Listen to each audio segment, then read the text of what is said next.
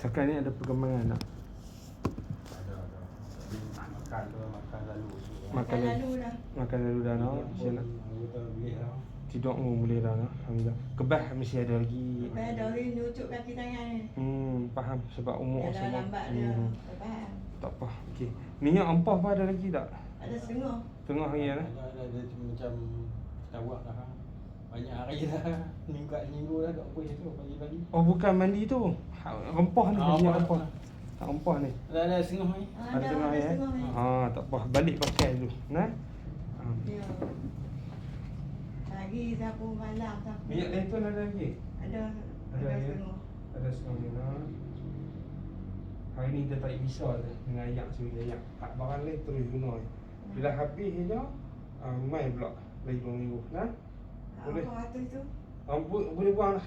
Boleh Boleh buang lah. Mandi dekat hari ni je lah. Tak apa, 14 hari dia memang dia makin lama dia makin cayak, tahu tak? Tahu? Ya.